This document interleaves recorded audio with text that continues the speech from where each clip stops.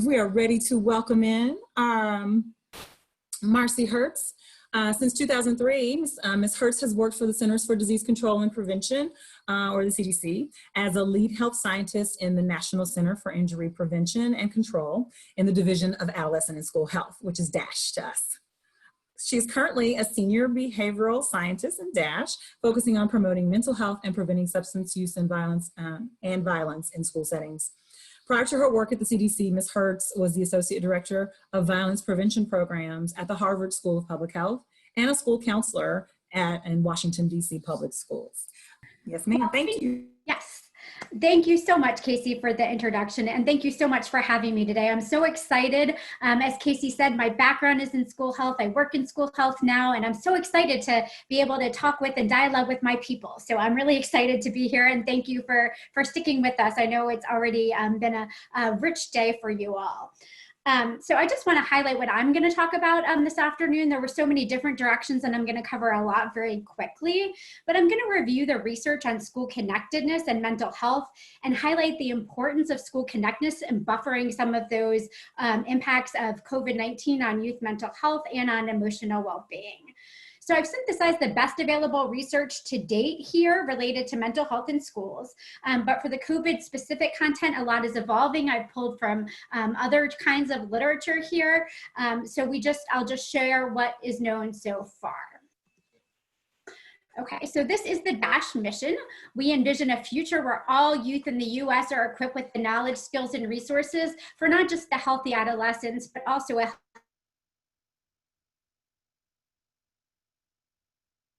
really broadly. So it's not just the absence of mental illness, right? It's not just the absence of depression or anxiety or stress or however you want to think about mental health or illness in your head.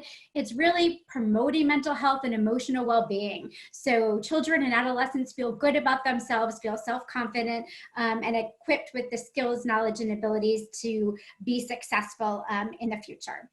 We also take an interesting approach at DASH within public health because we fund you. We fund local education agencies as opposed to public health agencies. And we also invest in the infrastructure in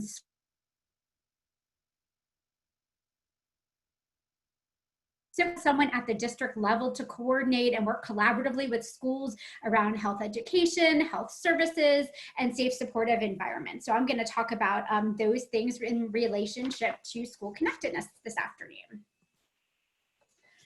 So what is school connectedness? Well, it's really not complicated. The simplest definition is the students believe that their peers and the school staff care about them, and not just care about their grades or their test scores, right, but care about who they are as people. And I'm a little biased here given the title of my presentation, but I think connectedness is really kind of cool and amazing. It's what I like to call a high leverage solution. I think these days that's kind of a buzzword. Everyone likes high leverage things here, but it's really true. Because as you can see from this slide, just focusing on increasing connectedness to families and school can lead to decreases to all the things that you see in that arrow.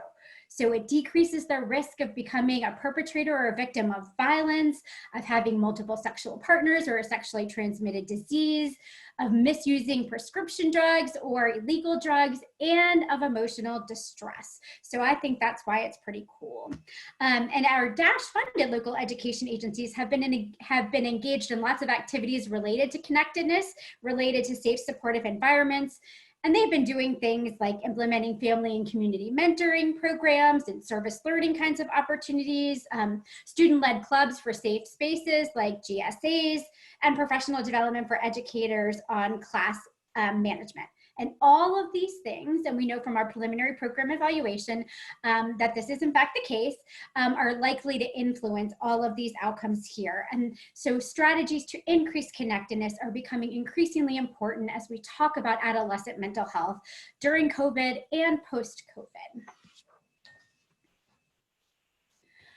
So I'm going to spend a minute talking about mental health, actually more than a minute, I need to be honest here. I'm going to spend more than a minute talking about mental health here. And you may wonder why I'm talking about mental health in a presentation that's supposed to focus on school connectedness. And it's because for me, when I'm thinking about it, they're so closely intertwined, mental health and school connectedness. It's hard to feel connected to your school or really anyone if you think about it, if you're depressed or anxious or stressed out.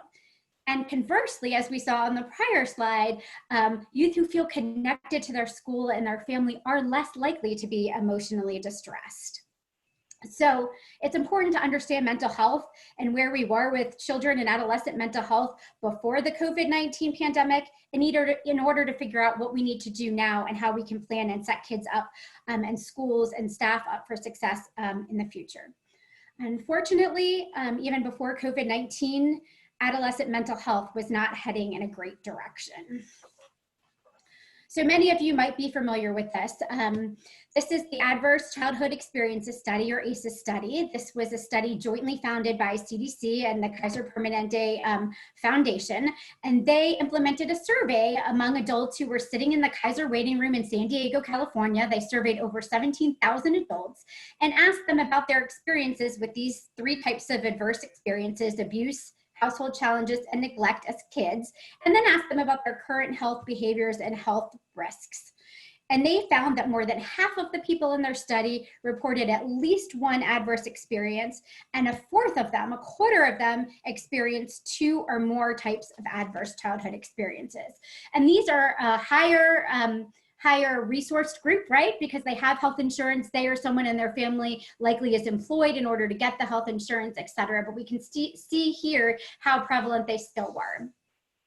And then you may wonder, as I did, the ACE study asked folks retrospectively about experience as kids, if the information would still be the same if we looked at current experiences. And our sister agency, SAMHSA, did just that in the National Survey on Children's Health. This is from 2016, where they asked parents about their kids' current experiences with adverse experiences. And you'll notice here an important addition that was not in the original ACEs study, where they counted being treated or judged unfairly because of race or ethnicity as an ACE. And they found the same parallel findings to the original ACE study. That is, nearly half of the kids who were ages 17 and under experienced at least one ACE, and 1 in 10 experienced 4 or more ACEs. And that number, that 4 or more, is going to be very important, and we're going to talk about that on the next slide. And then they found that kids of color were disproportionately impacted by ACEs. They found that 61% of Black non-Hispanic kids experienced ACEs, 51% of Hispanic kids experienced ACEs, and 40% of white non-Hispanic kids experienced ACEs. So it does have a disproportionate impact of kids of color, but still very prevalent across all racial ethnic groups, and something that we need to pay close attention to. So as I mentioned, it's very important to examine the number and type of ACEs that kids have experienced here. Each group of circles you can see moving from the far left of 0 ACEs to an ACE score of 4. The ACE score just means the number of adverse experiences they've had.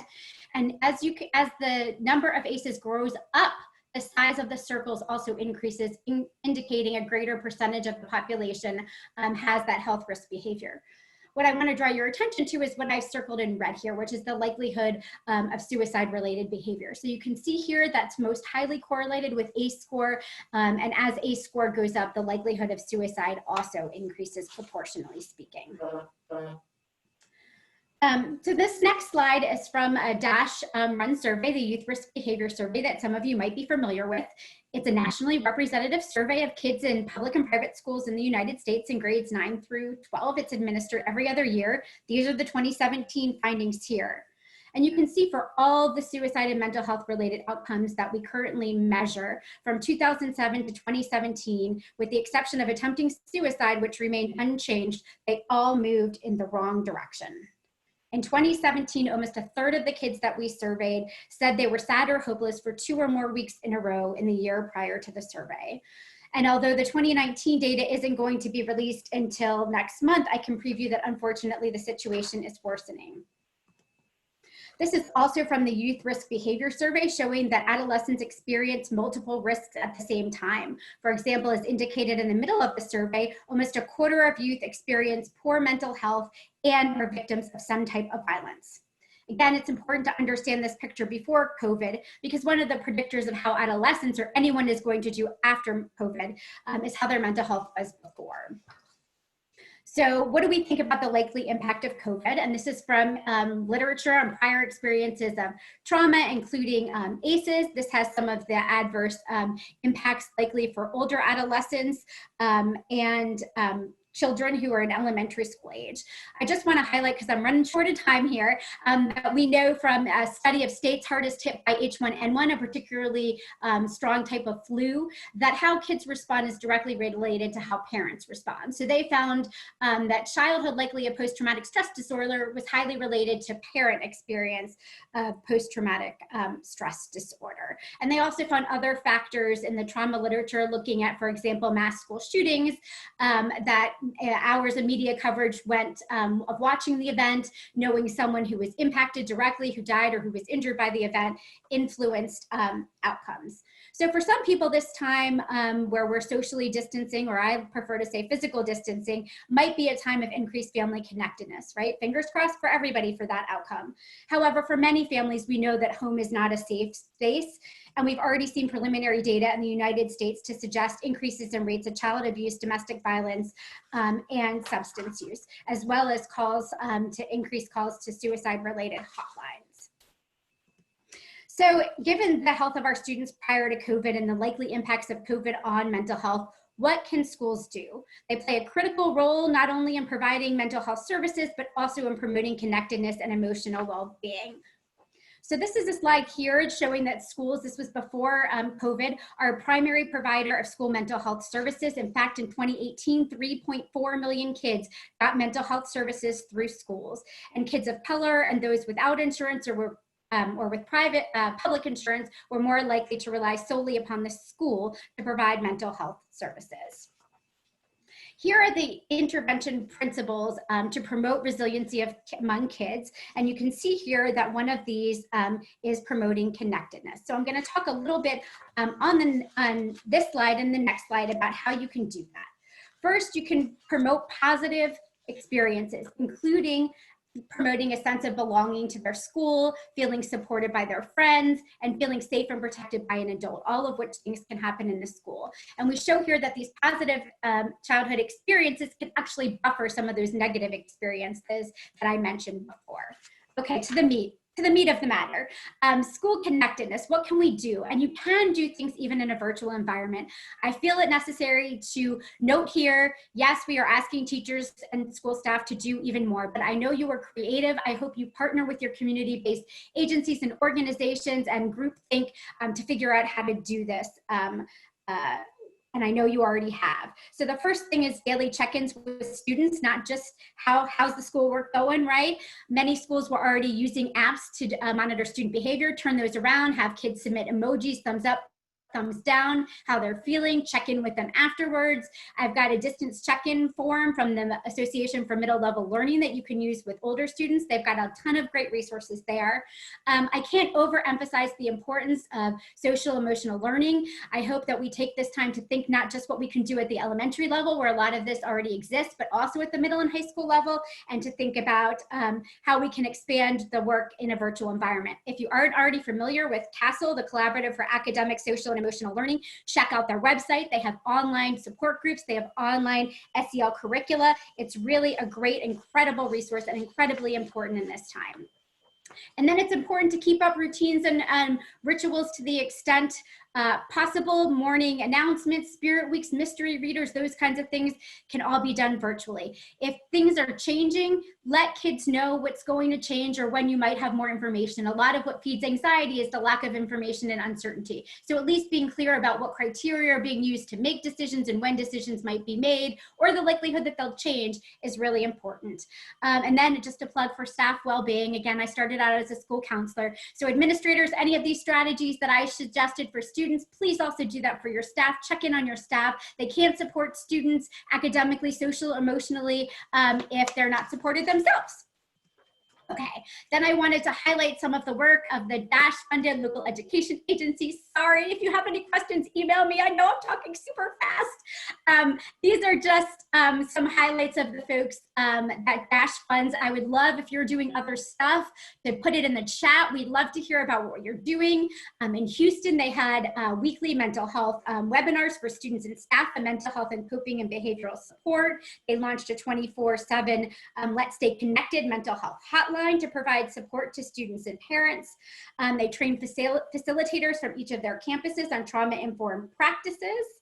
In Albuquerque, they trained school counselors provided SEL training virtually with the teachers, and they launched a helpline staffed by community and school coordinators to help answer health and mental health related questions and make referrals. And they also work with their child welfare department to develop an online training to help their staff recognize child abuse and neglect. And then Boston provided virtual support for health ed, including lessons on coping with stress. And through their behavioral health services, their department made over 5,000 phone calls to check on the emotional well-being of their students. So if you take one thing away from this presentation, there is real power in schools and their ability to influence student mental health and their connectedness, even and maybe especially in a virtual environment. Thankfully, there are lots of resources to help you. I've just highlighted some of them here on this page. If you have other ones, I know your school districts and schools and teachers are developing things as we speak. Please share those as well. Thank you.